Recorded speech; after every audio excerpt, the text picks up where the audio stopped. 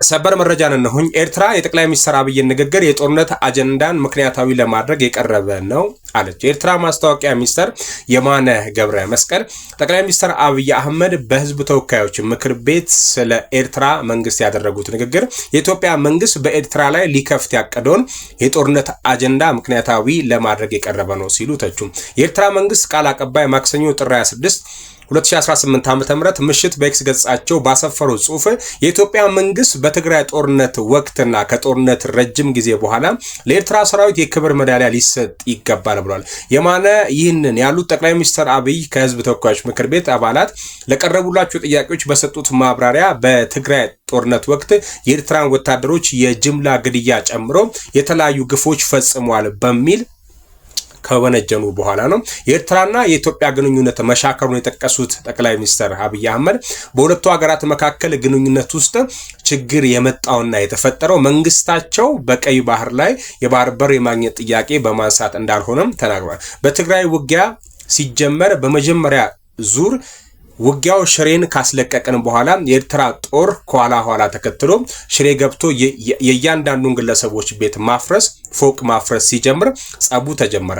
አልተናገርንም፣ ዝም አልን ሲሉ በሁለት መንግስት መካከል ጸብ የጀመረው ከትግራይ ጦርነት ጋር በተያያዘ መሆኑን ገልጿል።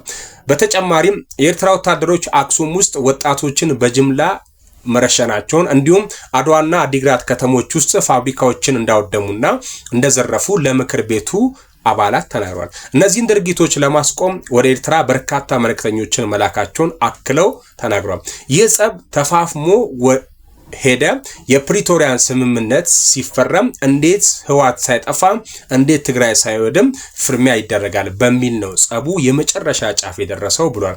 ከዚህ ኃይል ጋር ሆኖ ነው እንግዲህ አንዳንድ የህወሓት ሰዎች ኢትዮጵያን ለማፍረስ እንስራ ያሉት ሲሉም ተደምጧል። ለዚህ የጠቅላይ ሚኒስትር ንግግር በኋላ በኤክስ ገጻቸው ምላሽ የሰጡት የኤርትራ መንግስት ቃል አቀባይ አቶ የማነ የብልጽግና ፓርቲ አስቀያሚ መለያ የሆነው ማጭበርበርና አታላይነት ዛሬ በህዝብ ተወካዮች ምክር ቤት ስብሰባ ላይ ጎልቶ ታይቷል ብሏል። በኤርትራ ላይ የቀረበው ክስ የኢትዮጵያ መንግስት ሉዓላዊ የባህር በር ማግኘት በሚል ሽፋን በኤርትራ ላይ ሊከፈት ያቀደውን የጦርነት አጀንዳ ለመሸፈንና ምክንያታዊ ለማስመሰል በድፍረት የተቀረጸ ነው ሲሉም ወቅሷል። የማነ አስከትሎም ጠቅላይ ሚኒስትር አብይ በፓርላማ ንግግራቸው ያነሱትን እስራኤል ከሶሪያ በወረራ የያዘችውን የጎላን ከፍታዎች ጉዳይም አክለው ጠቅሷል።